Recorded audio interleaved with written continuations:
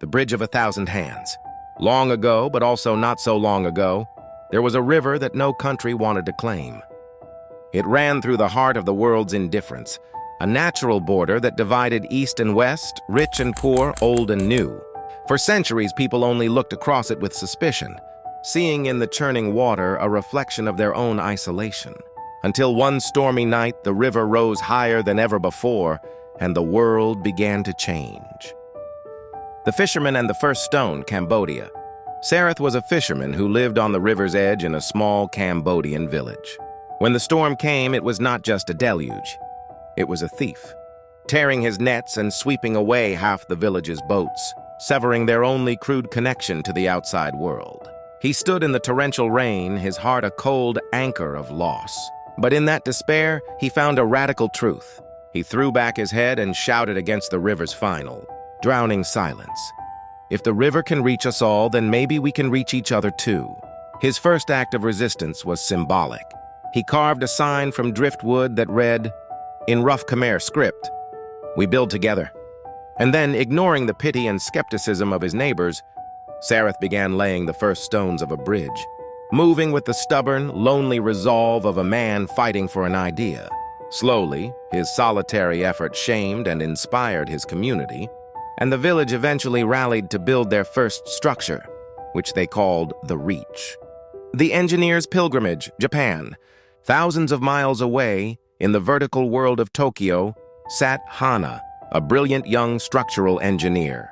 Her days were spent designing corporate skyscrapers that scraped the sky, but she felt hollow, tired of building monuments to ambition while people below struggled to cross real, vital gaps. She saw a grainy photo of Sareth's effort online, the rough bridge, the exhausted fisherman, and the defiant sign. That image was the structural shift she needed. She resigned, cashed in her savings, and flew to Cambodia. When she met Sareth at the river's edge, she laid her precise technical blueprints on his rickety table and said simply, "I've drawn bridges for cities, but I want to build one for hearts." Their collaboration was a beautiful fusion of worlds. Hana swapped her crisp drafting paper for the wide, glossy surface of a banana leaf, sketching out concepts in charcoal, while Sareth used a stick to draw the shifting mud lines of the riverbed. They worked to replace the Reach with a structure that combined his knowledge of the local materials, teak and bamboo, with her understanding of arch physics and foundation stability. The global offering. News of the tiny Cambodian village and the Japanese engineer, working side by side, spread with the speed of global hope. Their project was quickly dubbed the People's Bridge, a story of human ingenuity over political division. In Nairobi, Kenya, a skilled blacksmith named Kito saw the photo. He understood the language of broken things, the old car parts and discarded scrap metal that still held strength. He began working after dark, hammering and shaping the ashes of broken things into heavy, perfectly formed nails, bolts, and custom joinery. He packed the crates and mailed his offering halfway across the world with a note. From the ashes of broken things, let's make something whole. Kito's gesture sparked a global chain reaction. Farmers in Thailand sent teak wood. Teachers in Europe pooled coins for cement. Monks in Laos sent thick braided rope. And students across the world sent donations, prayers, and messages.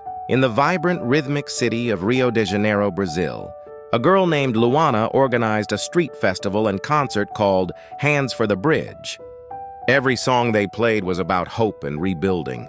And the money raised bought safety helmets for the workers and provided food for the growing stream of local volunteers. When reporters asked Luana why she cared about a muddy river she had never seen, she looked directly into the camera and said, "Because we all drink from the same sky, the highest gift." As the bridge began to take its final mighty shape, a fusion of stone, Japanese calculation, and Kenyan steel, a last, deeply personal gift arrived. On a small island in Greece, a Syrian refugee named Omar saw the bridge's progress online.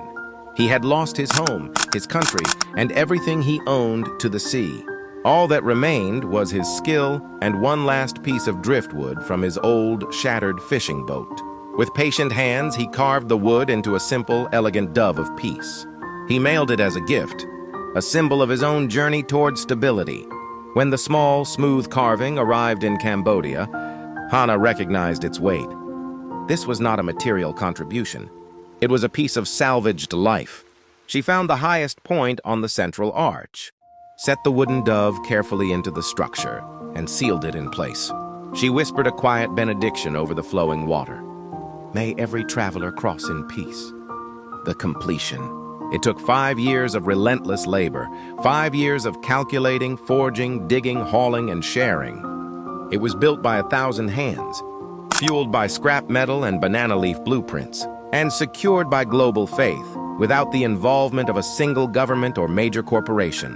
When Sarath and Hana drove the final keto-forged bolt into the final plank, the bridge didn't belong to Cambodia, Japan, Kenya, Brazil, or Greece. It belonged to the world.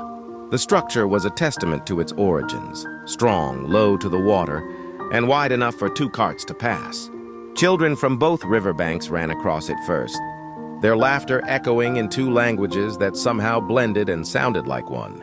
The first exchange of commerce was not money, but a handful of fresh fish for a basket of upland mangoes. People began to trade stories instead of fear, music instead of weapons, and light instead of suspicion. They officially named it the Bridge of 1,000 Hands. The legacy. Years later, the bridge stood, weathered but strong, a permanent fixture in the landscape. Lena, the tailor's daughter who helped Sarath lay the first stone, was now grown, running a small stall where she sold woven goods to travelers from both sides. One evening, as the sun dipped behind the western fields, a little girl asked her grandfather, Elder Sim, who had crossed the bridge of skepticism to join Sarath long ago, "Grandfather, who built the bridge?" He smiled, watching the steady stream of people crossing, a river of humanity.